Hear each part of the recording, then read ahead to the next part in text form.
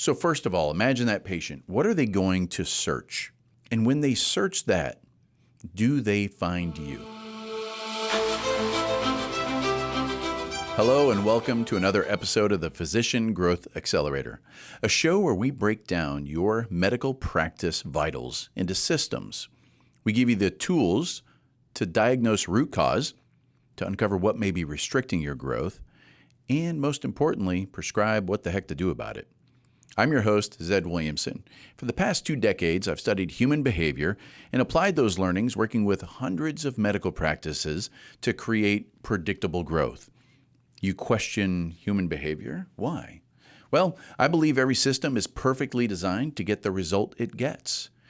And last time I checked, we're surrounded by a lot of humans. So we may not like the result, when in reality, we just need to own it as an outcome that's perfectly done by that system. And when we can affect human behavior, then that change can make our systems create a better result. So we're going to talk about a vital today. And why do we call these vitals? We call them vitals because they all matter. You can't live with one and without the other. And the vital we're going to talk about today specifically is the action vital. And the question to ask yourself in regards to how you're doing on this vital is the simple question is, will a patient choose you? And today specifically, we're going to talk about your online presence, your website. So I want you to imagine a patient. They're frustrated. They're dealing with symptoms. They don't like what's going on. They either have pain, sickness, whatever it is, they are taking action. And I want you to imagine that they go online.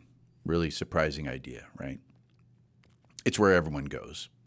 So now let's walk through the concept of that and try to pick apart where you may have challenges and what you can do about them. So first of all, imagine that patient. What are they going to search when they're trying to solve an issue that they know about? And when they search that, do they find you? I want you to imagine they have no idea the name of your practice. Someone searching your practice is a completely different patient. That patient already knows and trusts you. That's not who I'm talking about. I'm talking about your ideal patient. Your ideal patient, which is good for your practice, both because you love treating those patients and you bring them tremendous outcomes, plus they're healthy for your business that is a practice. We need healthy businesses because it's what allows you to treat more patients and allows you to build that moat around your practice so you can stay independent. So imagine that patient. They go online, they start typing something. When they do they find you? That's the first question. And you can do this. You can go online and search things that you hear from patients, not the medical terms that a physician would search, not something that a medical device or a pharmaceutical rep would search, but truly a human out there that's dealing with something. What would they type into the search? Do you come up? And you may or may not. That's one thing to start to grade yourself on. But we have to break it down a lot further. The good thing is many things are known, right? Data of your website is known. So how much of your schedule is impacted by your website? Do you know how many people go to your website? More importantly, do you know how many people in your local area go to your website? We've come across a lot of scenarios where someone has this huge website volume. They're working with a company and they get a PDF report. It's 97 pages long and it tells them how many thousands of patients are here. But if you actually were to zoom in and say, well, what about from like a 10-mile radius around your practice? Oh, well, most of the patients are in other countries. That's cool. So you get a lot of patients flying from India to see you? No, you don't. So let's not care about the world in regards to, we should care about the world, but we shouldn't care about the world as it relates to patients coming into your practice. So do you know how many people spend time on your website that are local to your area? The data is out there, so you can know it. So take ownership and find out. And then let's look at what people are doing on your website and what the outcome is. We've also come across scenarios where people talk about blogs. You might have heard this. People suggest, oh, you need to do blogs, and that's what increases your SEO. SEO stands for search engine optimization. It just means can you be found by someone who's looking. And it's kind of scary what we found. Like, we found huge traffic on a website, which everyone was high-fiving over, right? But it was for a blog that was a chicken recipe. Okay. That's exciting. Someone dealing with your issues, is it that they're looking for chicken and then you can help them? Probably not. It's just fake. It's just meaningless traffic. But let's just say that your website can be found by the people who need your help, and it's specific to your local area. What do we care about next? Well, they land on your website. This is going to sound a little bit scary. If you love your website, it's probably not good for patients. Why is that? Well, because you have this curse of knowledge, this foundational understanding about your specialty, the treatments that are available, how you can help patients. Why is that a curse? It's because it actually makes you bad at communicating to patients as it relates to what they need to hear and see to feel comfortable for you to provide that solution to them.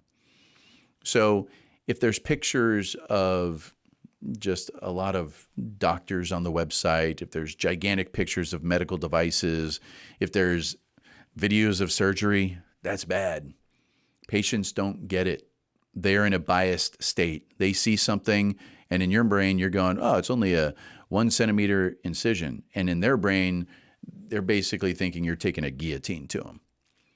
And that's going to keep them out of your office. So make sure the content on your website connects emotionally to their need. So what does that look like? When you visit your website, do you see patients that are struggling with what you expect your ideal patients to be struggling with? That's what you want.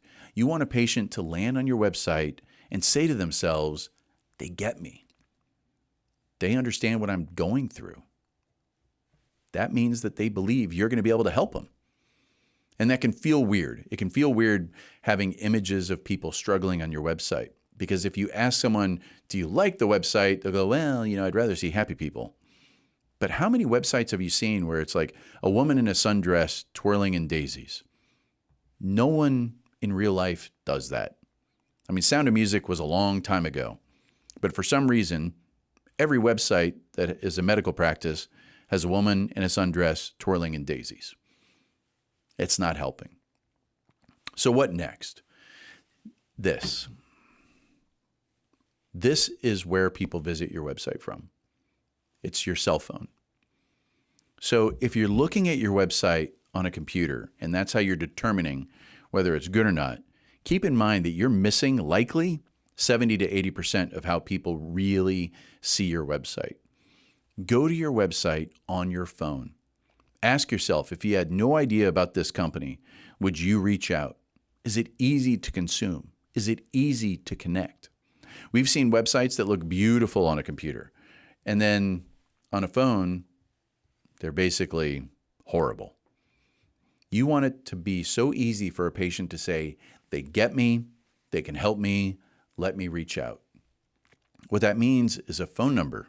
I know this seems rudimentary, but so many websites on a mobile device don't have an easy way to call. You've got to go through 19 different steps to find a phone number, and patients get frustrated and they just give up. They're already scared of treatments. You got to keep that in mind. They're already scared that, maybe I shouldn't take care of this yet. So let's not create extra barriers. We don't want to make it harder for a patient to get into your office. So when you visit your own website on your phone, you should be looking for things like an easy click to call button. I don't have to go searching for it. You should be looking for content that's easy to consume. If it's, line after line after line of copy, patient is not reading all that stuff. Would you? You probably wouldn't. So put yourself in the shoes of your patient and think about what that interaction is like. Can you be found? When they get to you, does it seem like you're there to understand who they are and that you can help? Is there anything scary on your website?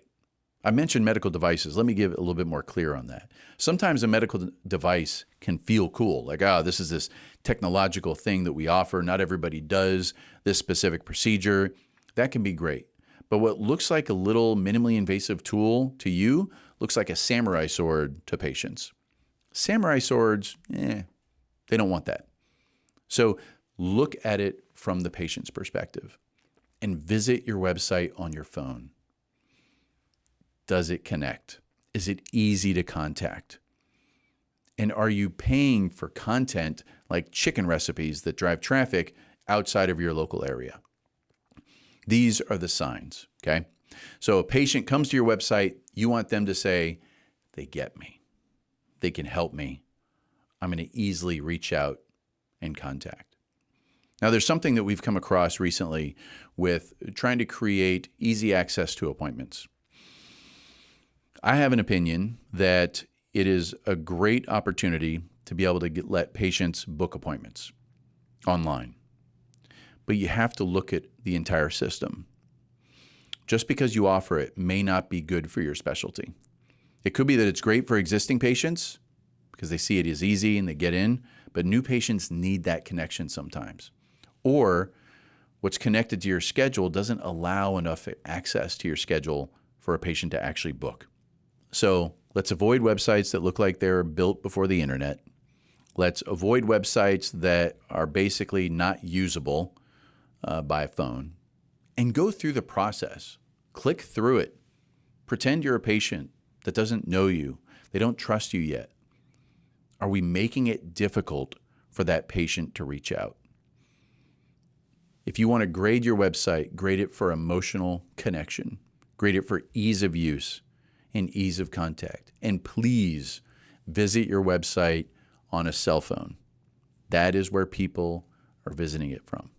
Now, beyond websites, there are patients that search and just call. So the other thing you want to do is when you go into your Google search and you type something so that hopefully you come up, make sure that you're listed as a business in the business listings. Make sure that patients can click and just call you when they're looking for you. We have found so many times where just simple errors have made it where it was tremendously hard for patients to track you down. It probably makes you wince a little bit, but it shouldn't be hard to get in touch with you. So I hope these items didn't freak you out too much. It's your website. Imagine if it was your building. Would you be embarrassed if a patient drove up to a building that was built kind of like your website? What if you had a building where the door was on the second level, but there was no stores or elevators? We just got to think about our website differently. Think about the functionality, the content, emotionally connecting, and just make it easy for patients to reach out. Now, this is just one aspect of one vital for your practice vitals. If you ever want to see all of the practice vitals, you can go to physiciangrowthaccelerator.com and click Check My Vitals. If you found any value in this episode or content, please subscribe to the podcast, review it, give us some stars, and share it with everyone you know. Thanks a lot. Remember, every system is perfectly designed to get the result it gets. If you want a different result, we got to tweak the system. We'll see you next time on the Physician Growth Accelerator. Thanks.